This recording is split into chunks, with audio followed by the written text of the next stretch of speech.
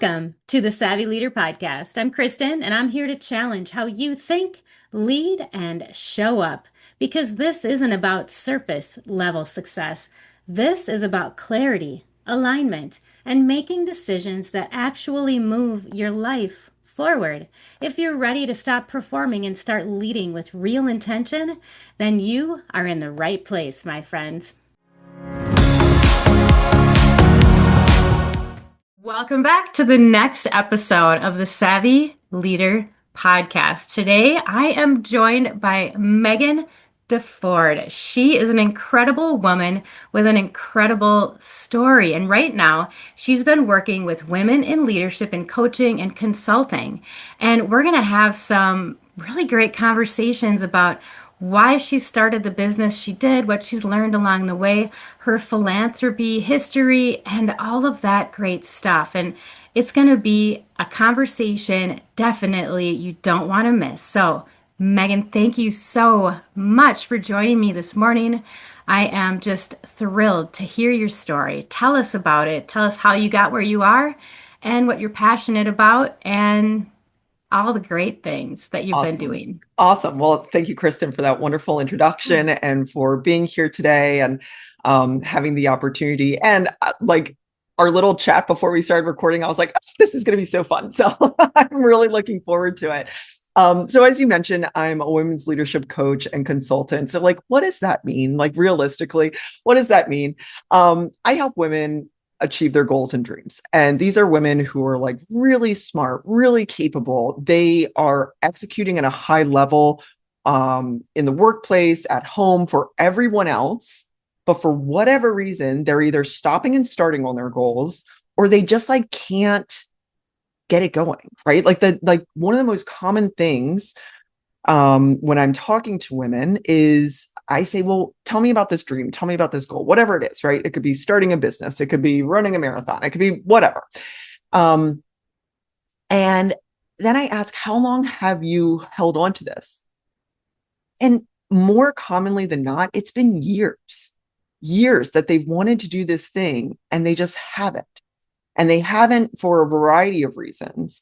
But that's why I get fired up, because I love helping these women who they are worthy of their dreams. They deserve to achieve their goals and to really allow themselves to figure out why they haven't been able to do it and then make a plan to actually do it and eventually really not need me, right? Like that's that's the goal after we work together, is that they can take this framework and the understanding of themselves and be able to implement this with whatever their goals are from that point. So it's been really fun and rewarding. My background originally was in fundraising. For most of my career, I have raised money for really incredible organizations, mostly in higher education, but then in others as well. And what I love about that is you're connecting individuals with an opportunity. So what does that mean? Like I would go to individuals and say like, hey, with an investment of whatever it is, $1 million, $10 million, whatever, this is how many students who normally wouldn't have access to this type of education have access to, full ride or whatever it is, right? And you're really sharing this dream and finding partners to execute that for other people. I mean, it's a pretty magical thing. And I met incredible people along the way, most of whom you wouldn't know their names. And what I learned from that is the teams that were the most successful in raising money, whether I was a part of that team or leading that team, when you look at the individuals, they all looked different. They all had different backgrounds. We were all different ages. And that's certainly a strength. But when you're like, what is it about this group of people that were able to make this happen? I started to realize all of us on that team who were able to raise tens and hundreds of millions of dollars for organizations was that we believed in the mission and the vision of the organization. We knew it. We felt it. It was deeply imprinted on us. And it allowed for us to make decisions a lot faster. The goals were really clear.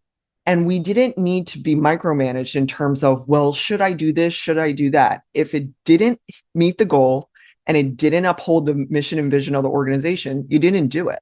And it really allowed you a lot more flexibility. And I took that and I've applied it to my coaching practice in terms of values. I think so many times, I mean, values is like such an unsexy thing to start with, right? But it really is foundational. If you understand what matters to you and can articulate that really clearly, your values show up in your calendar.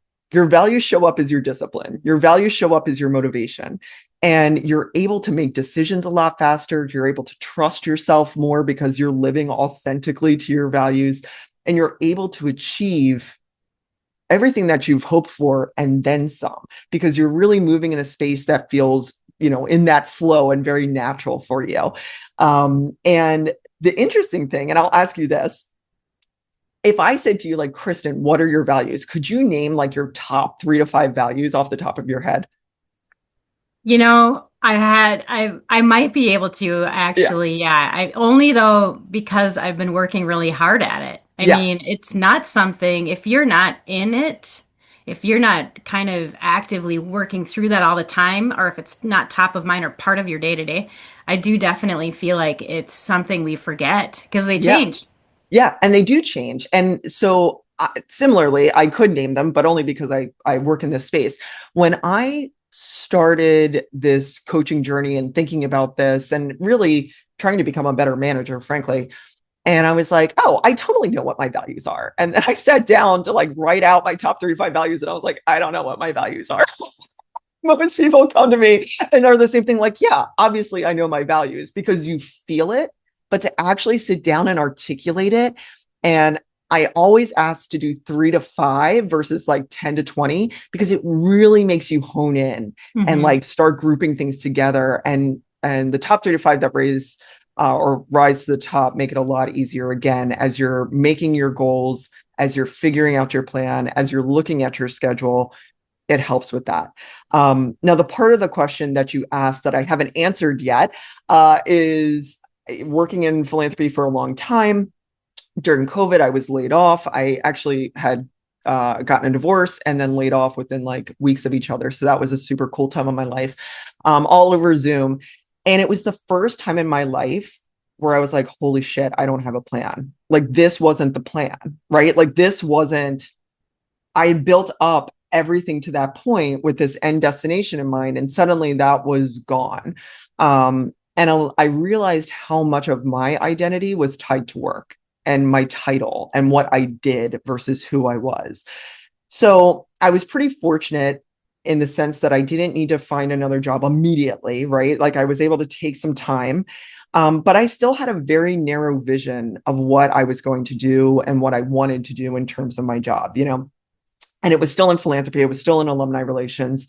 Um, but as I was figuring that out, and, again, we're all still remote. I have 2 little kids. I can't leave the state. Like, if I do leave the state for custody, like, that's not the custody agreement that I want for me or for their dad, and for them. So trying to figure all of that out. And I did a coaching program, and I did it because I was like, oh, I'll be a better manager. It'll help me learn about myself. And it just like cracked something open in me.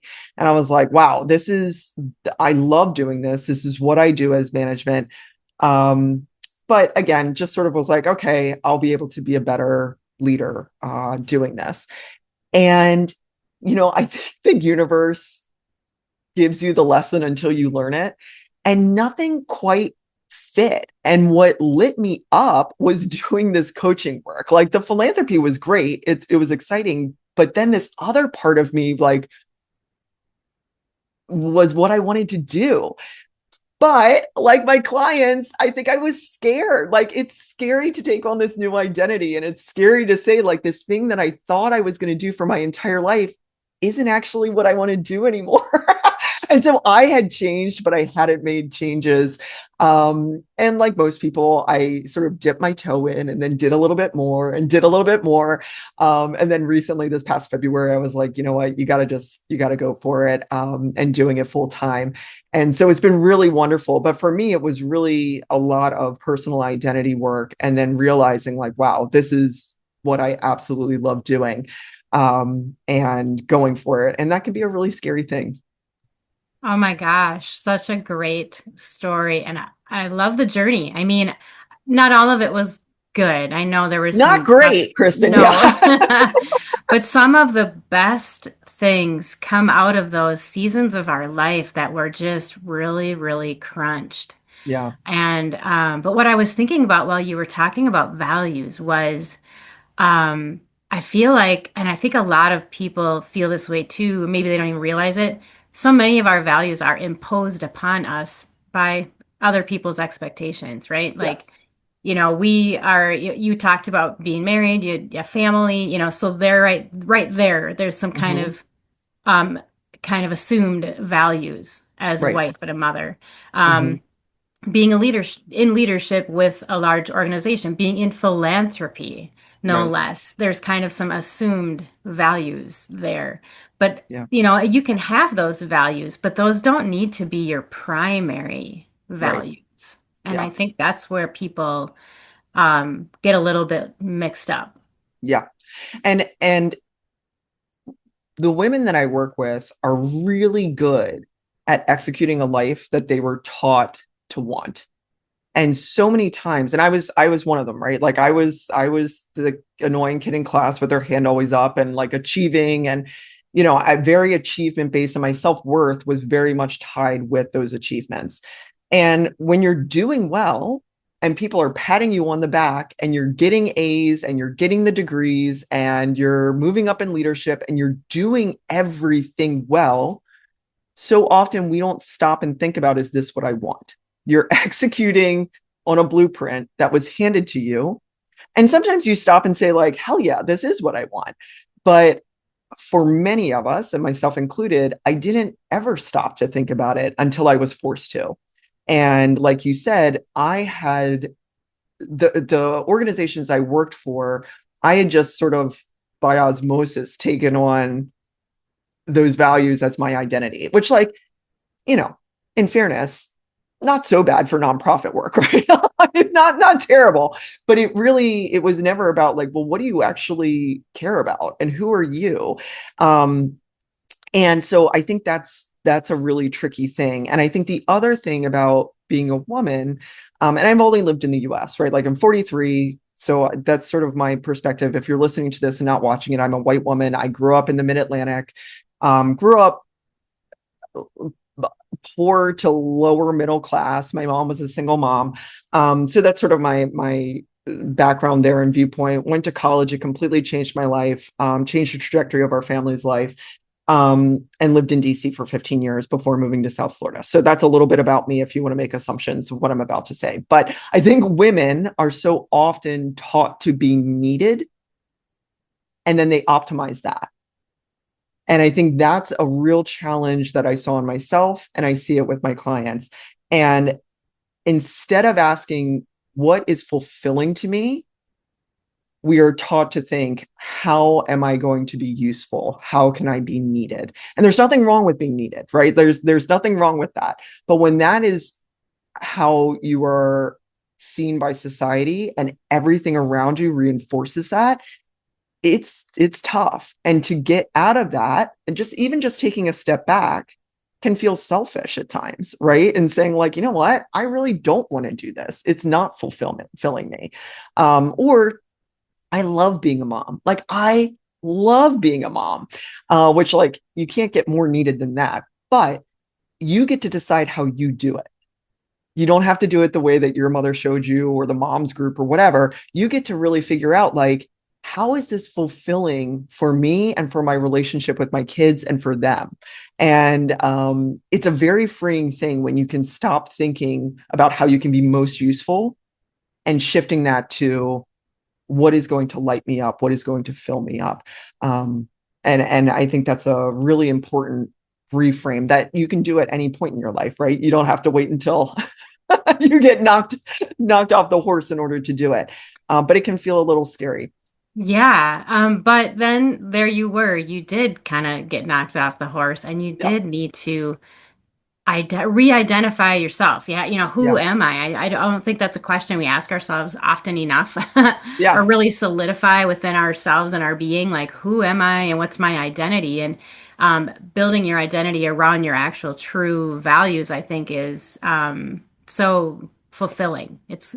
It helps you to build the kind of fulfillment that everybody is seeking in their life every day.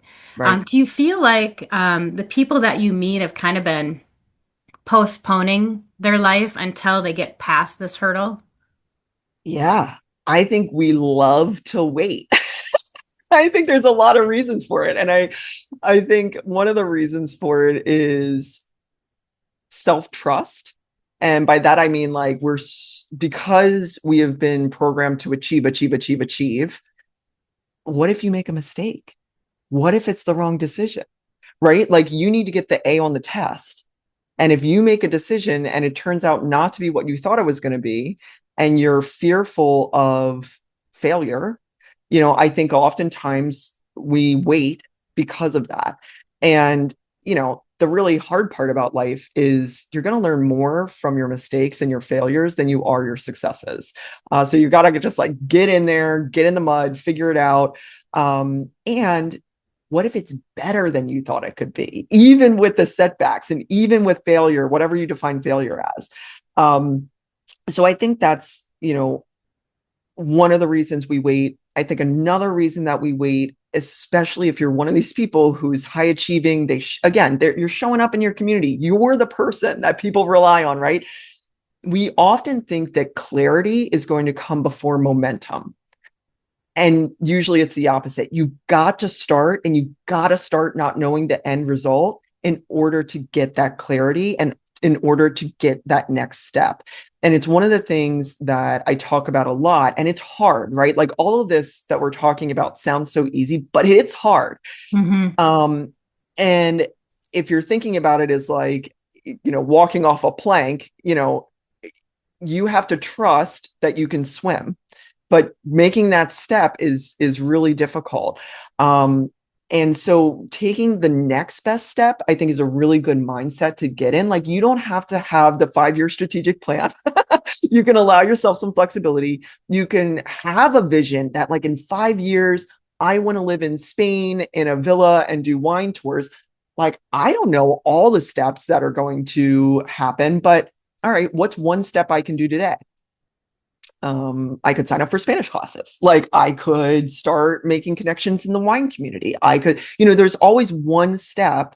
And then as you get out, I always say, like, in circulation of your life, the steps start becoming more apparent, and oftentimes is so much more fulfilling and beautiful than you ever expected it to be. But we aren't really taught that. We're taught, like, have everything in place and then start. And you get stuck in this, like, constant, like, just gathering degrees, gathering Right, inspiration, gathering everything, and thinking that right. confidence is going to come from that.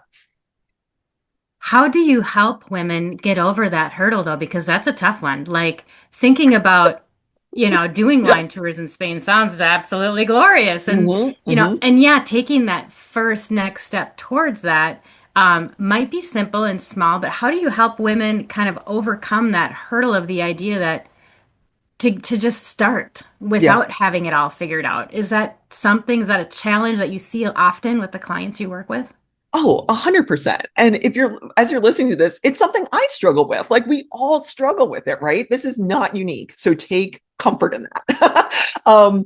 But when I start working with women, we actually talk about, like, what are your goals and what are maybe the reasons you haven't started them? What are your main roadblocks? I try and figure out, like, what is going on with them in terms of um, why they have finally made this decision to work with me and how we can work together. And sometimes those roadblocks are real, right? Like, sometimes there are some, especially financially, there are some serious things that are real. Um, but I'll also tell you, the majority we've kind of made up, right? Like, we're trying to protect ourselves. It's the what ifs, like, what if this happens? What if this happens? So I'm like, okay, cool. Now let's backtrack to our values. Let's just put the goals on the shelf, go back to our values. We identify what those values are, why they matter to us, examples we've seen in other people of that and that we admire, and then also, like, how it shows up in our lives. And one of the things that's interesting about that as well is, let's say loyalty is an important value of yours. And I ask, like, how does this show up in your life? And Kristin, you're saying, you know what? I show up for my church. I show up for my parent volunteer group. I'm making all this up. I show up for my husband. I show up for my dog, all this stuff. Like, I am loyal. Are you loyal to yourself? Because again, we externalize a lot of this. So how are you showing up for yourself as well as the communities that you're in? And then we go back to those goals and we reevaluate them in the viewpoint of our values. And then we choose one goal. What's your priority goal? In 90 Mm-hmm. days, what is the one thing that if you stick to it for 90 days is going to make the most impact on your life? And you get to define what that impact is, right? And then we sit in it and say, like, what does life look like in 90 days? What does it feel like? And you hold on to that. And then you just start working backwards. You take that 50,000-foot view and you work backwards because it can feel so overwhelming. And I always remind the women that I work with, the fact that we're talking is step one. You've already done it. The fact that you decided to believe in yourself is already step one. We're on like step 10. Like, so don't ever think about it as like you're starting over. One of my clients recently didn't get everything done that she wanted to do for the week. And she was like, I just feel like I'm starting over. And I was like, whoa, whoa, whoa, whoa, wait a minute. You're not starting over.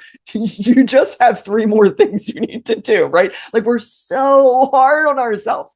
So to your question of like, how do you overcome that? Yeah. It's that accountability that I try and provide, that loving support and Mm. accountability, and reminding people in that mindset, stop listening to that negative voice. Don't Mm-hmm. talk to yourself the way that, like, let me rephrase that. You need to talk to yourself like you talk to your best friend.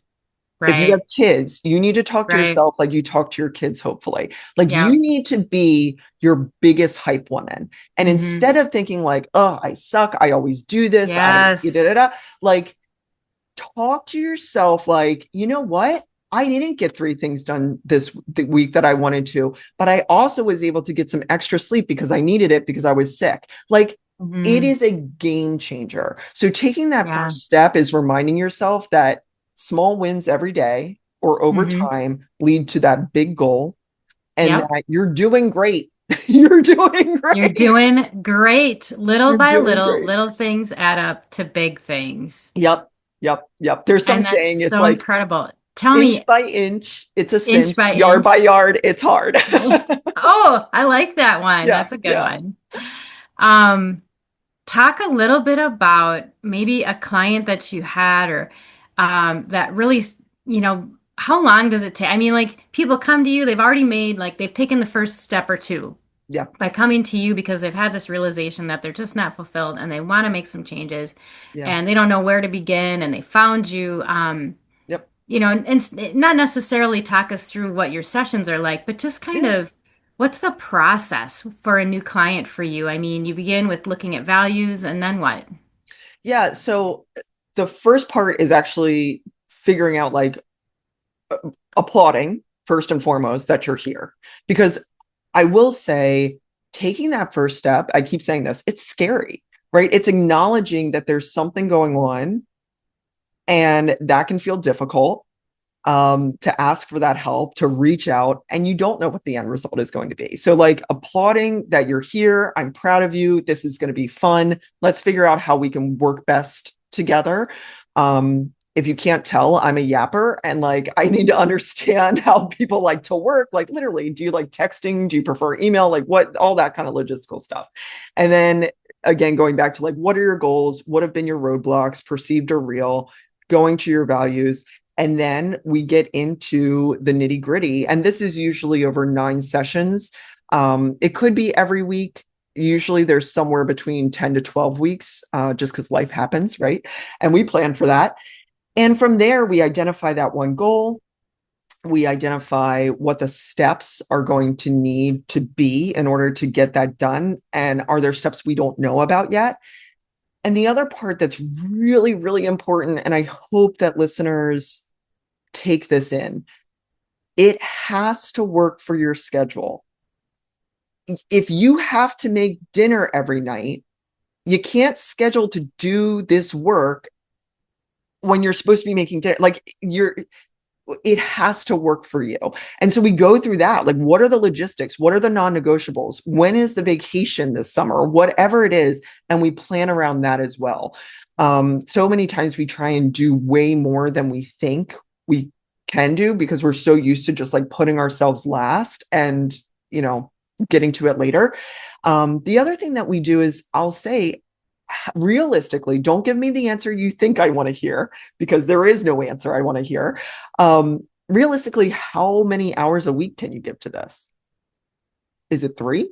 Is it 10? Is it 20? And then we work from there as well. And I'm very realistic with people. Like if you've got 3 hours, it's just going to take longer and that's okay. Don't feel like you're behind. And we meet from there. We go through what they've done, what they've learned, what adjustments they need to make. I am a big texter during the week of like, hey, how's it going? For my clients, we're on the intake process when we're first meeting each other. I try and figure out if that's going to stress them out or not, right? Like if they feel like they're going to be in trouble. So oftentimes I'll text them like, hey, I'm saying this because I love you and I'm proud of you. How's it going this week? Like you're not in trouble. No one's in trouble here. And then how I can support you. And it's really just working through that. And the really cool thing about this, Kristin, is like, Yeah. I would say by like the first time that we meet, it's definitely the like, I'm a good girl and I'm going to give you the right answers. And then Yeah. like by session 3, you can start seeing them being like, I'm not responding the way that I think you want me to respond. You can really start seeing it that like, no, they're in it. They're in their heads. Mm. They're feeling confident. And by like session 6 or 7, they're like, we're scratching this. I made that when I was a different person. I'm doing this. I mean, it is like Yeah. the confidence level in themselves is transformative. Wow. The self-talk has completely changed in terms of, oh, I should have done this. I was so dumb for doing this. I wasn't good enough. That is completely shifted. And you just see women take ownership of their lives and these dreams and these goals and move it forward in a way that is like a completely different person. And we're talking about what, 20 days, 30 days? Wow. And I think so many times it's not because I'm some sort of like magical guru, right? Like it's not that. Hmm. Um, we don't have a lot of support in our lives. We Right. just don't. We think we do, but we don't have someone who can Hmm. just say to you, like, you got this. Tell me what Hmm. you need help with. Let's figure it out. Right. And I think the other piece of this, too, of why this transformation happens is we don't do it. We buy the journal, we go to the online class, but we don't actually take an hour a week to sit down and do it. And I'm there with you. I have so many notebooks. I'm looking at my bookcase of journals that were going to change my life that are still empty, right? Like it is a co-working session. And you need to carve out that time and have that accountability of someone that's going to show up and make sure that you're getting done what you said you were going to do, think through any challenges that you're having, and hype you up. It's like, it's not rocket science. This isn't like some really hard technical thing. But you need to have the schedule and the structure. You've got to have systems in place. And this is part of that system, is just making sure that like, yeah, I'm actually doing this. I'm not saying I'll get to it later because I got to make dinner. Yeah. No, no, like you have to do this now. And it sounds so simple. And then we beat ourselves up when we don't do it, right? Like we Yeah. all do this. We all Hmm. do it. We do. We absolutely do. What do you think is the purpose of that? Is that because we're just trying to be all things and we're not recognizing that we're just one human and we should have one focus? Or, Probably part of it. I mean, I think it goes back to that understanding of like, you've been optimized to be needed, not fulfilled. I think that's mm, a big part of it. And okay. I think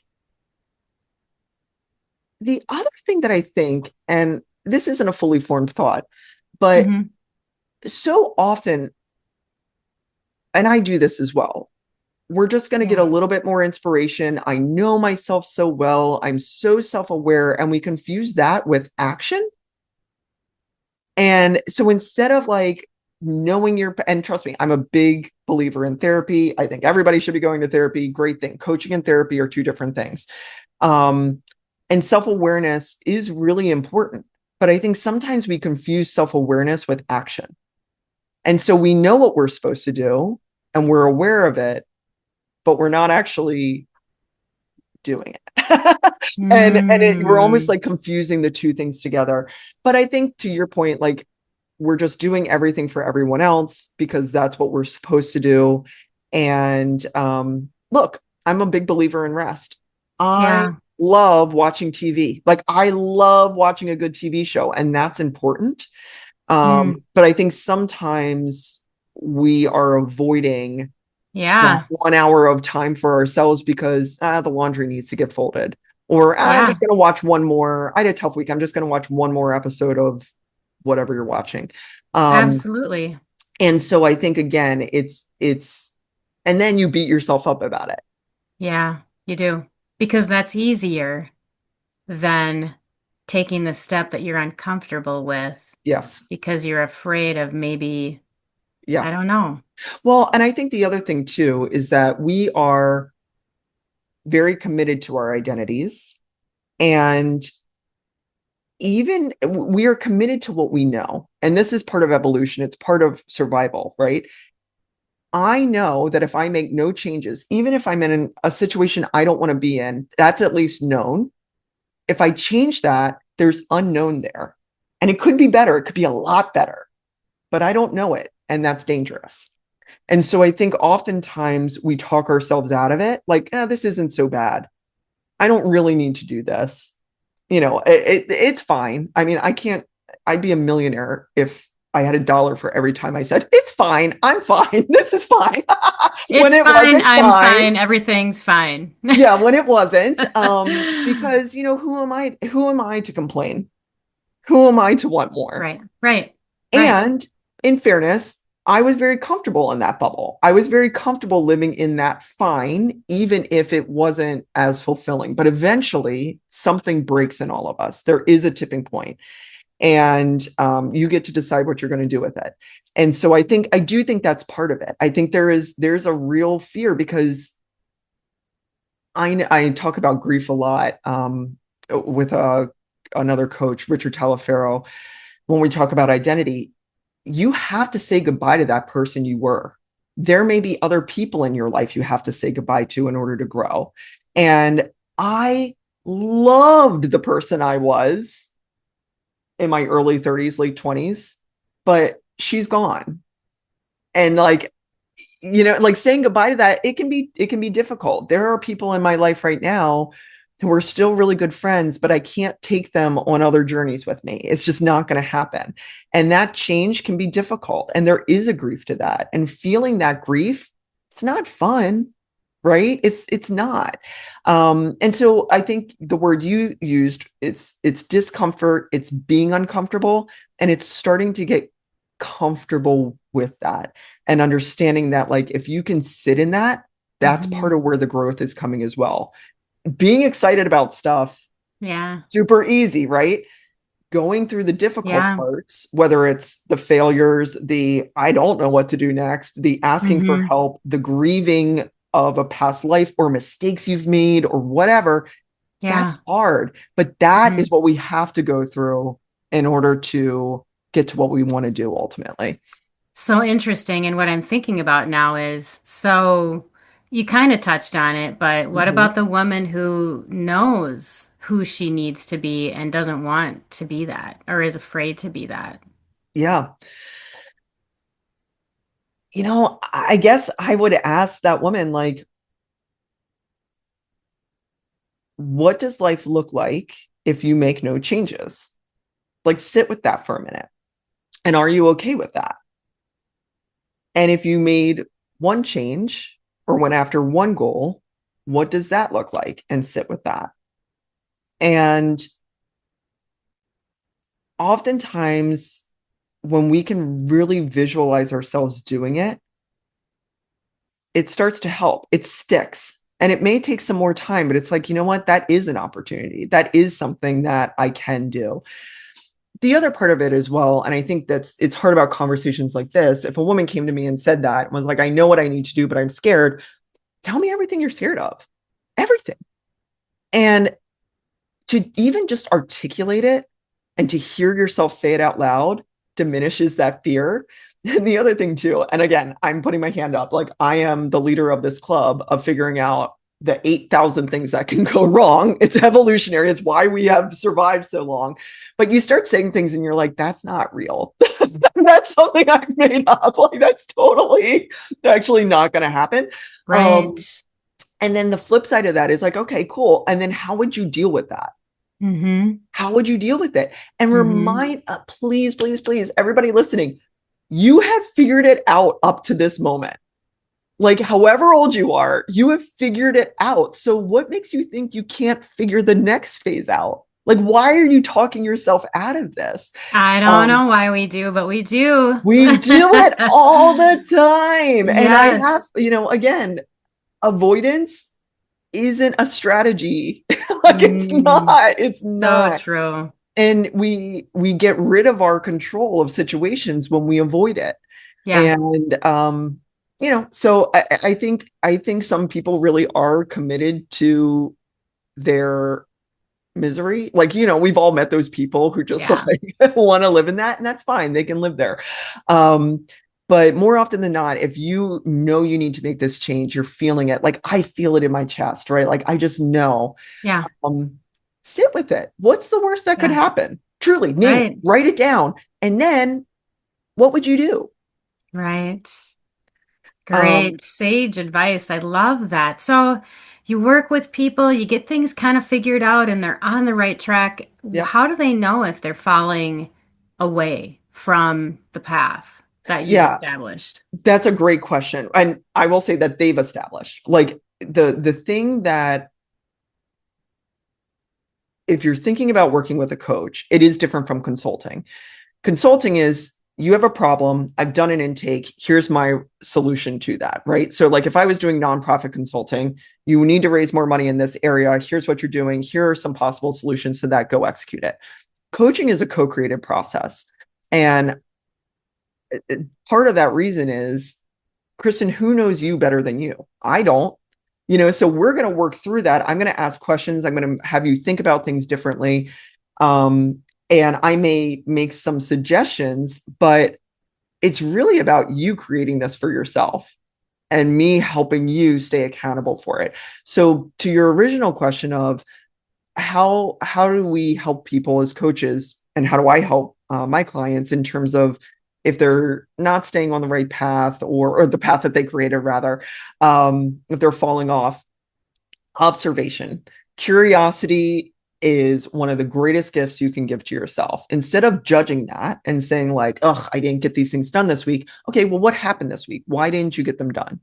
Sometimes it's very tangible. It's like, I got sick. It's anybody who has kids, it's like the end of the school year and like 48 things per week have to happen before summer. So it could be something like that, or maybe it's something you're avoiding. And one of the things that I do, I'm a big list maker. You don't have to be a list maker, but I start circling the things I didn't get done, and I start noticing a pattern. And I'm like, what's going on here? Is this the right next step, or am I avoiding something? Spoiler, it's usually I'm avoiding something. I don't want to do it for a certain reason. And I just lean into that. Well, why don't you want to do it? And is it something that needs to change, or is it something I just need help with and support with and accountability with, and move that forward? I'm a big believer in getting an accountability buddy. That's what I call it in your life. Like I have a few that I'm like, hey, I need to do this thing by the end of the day. Can you check in on me? Or I need to get this thing done. Can we co-work over Zoom? Because then I know I'll do it. Um, so really lean into that curiosity and ask yourself, what is going on here? If it's the former, if it's a schedule issue, start making adjustments there. That's totally fine. If it's the latter, you either need to change what that goal is, or you need some support in terms of working through it. Something that often falls off of my calendar, or not off my calendar, but it gets circled a lot on my to-do list, is journaling. And when I have a week or two where I haven't journaled, and journaling is really important to me personally, I'm like, what's going on here? And it's usually I'm going through some big emotions that I don't want to touch. And I realize that. And if I'm not journaling, I don't have to think about them. So, like that's the thing. Yep. And so I give myself permission. Okay, it's good for you, right? Yeah. So instead of journaling for an hour, just write down some bullet points. And then next thing you Hmm. know, you've started and I'm like doing it, right? So Yeah. being kind to yourself and having that curiosity is, I would recommend that to anybody who's going through that. I love that. Sage advice also. Okay. So what would you say to someone who listens to this podcast and Yeah. they're like, oh, she really sounds great. I want to reach out, but they delay, they postpone, they just avoid. I mean, Yeah. what would you want to say to someone the longer they wait? Okay. So I'm Kristin, I'm reaching out, I'm holding your hand when I'm gonna say this, and I'm holding all listeners' hands when I say this. Viola Davis has this quote that stopped me dead in my tracks. And I'm gonna paraphrase it. But she said that hell is meeting the version of yourself at the end of your life who did everything that you didn't do. And look, we've got one life. And the longer we put off our joy, our ability, our wants, and our desires, we're only going in one direction. We only have so much time. And we're not talking to the person who is totally fine with their life right now. That's great. That's awesome. Keep doing what you're doing. But if you have that inner yearning, if you have that inner desire, that knowing, whatever you call it, it's not going anywhere. And you can try and quiet it and you can put it off. It is not going anywhere.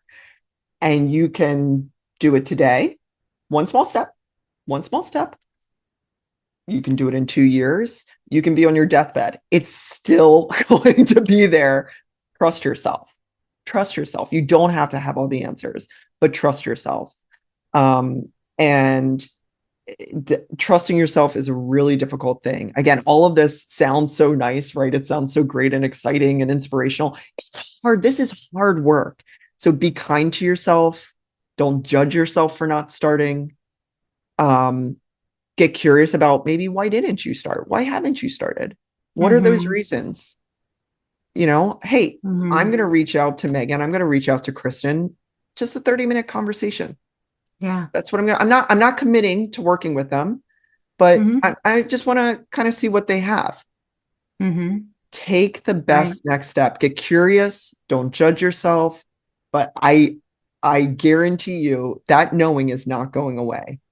Yeah. And the No. longer you take and the Yeah. longer you ignore it, Hmm. the bigger it gets. It Um, doesn't seem to want to go away, does it? It nags and nags and nags, and it keeps coming back at you. It's like you correct. think you moved on from it, and then one day it shows up again, and then you have to contend with it. Surprise. And I think the Hmm. other thing too, if this is helpful for listeners, it's helpful for me. It's not black or white. There Hmm. are a rainbow of options of how to move forward. You get to Right. decide that. You get to decide that for where you are now. And I think so many times we're worried about like, well, if I don't have the right answer, I'm not going to move forward.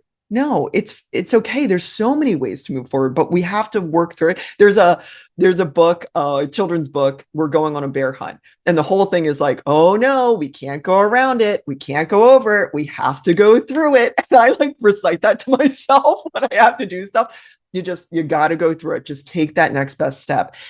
The other thing that, and I've talked about this visualization a lot, when I get stuck and I'm like, I don't know what to do, I go into that place of starting to judge myself a little bit. I stop and I think about my future self. And I'm like, my future self has all of this. What would she do?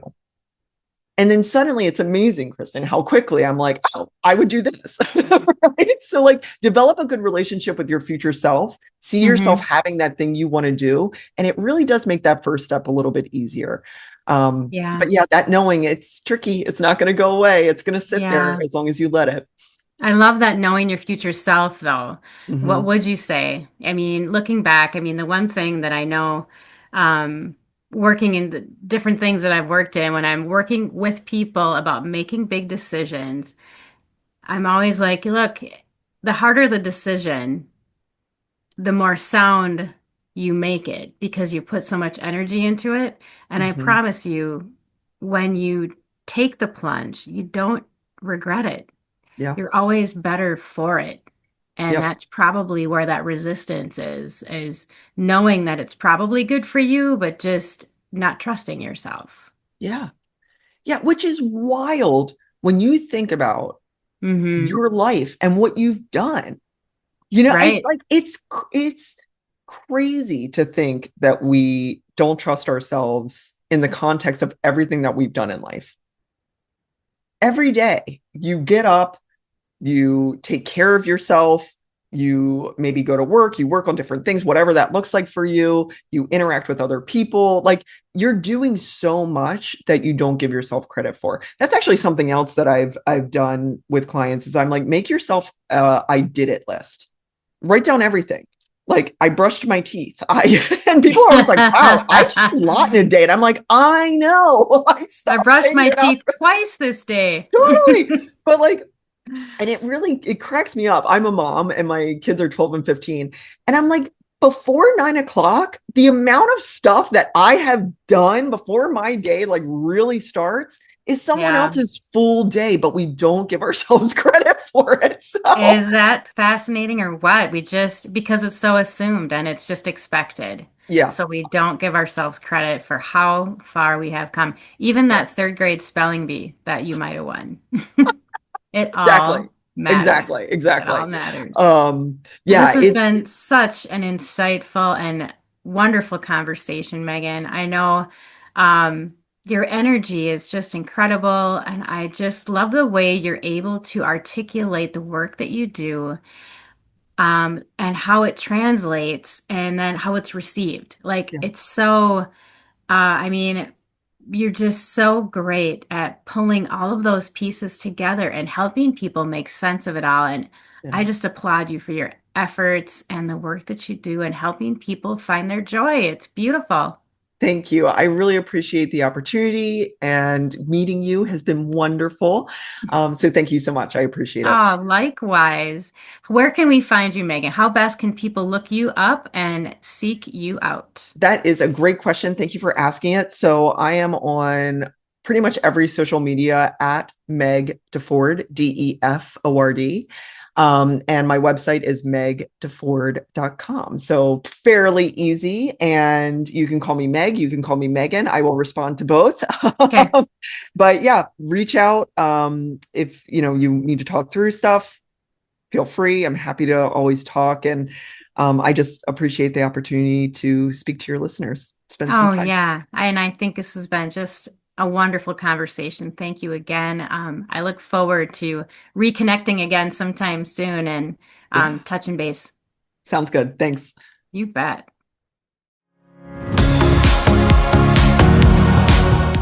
Thanks for listening to the Savvy Leader Podcast. If something in this conversation made you think differently, that's the point. Share this episode with someone who needs it and make sure you're subscribed so you don't miss what's next. For more conversations on clarity, alignment, and real leadership, connect with me through the SavvyLivingNetwork.com and join the conversation at the Savvy Leaders Lounge on Substack. Until next time, lead with intention.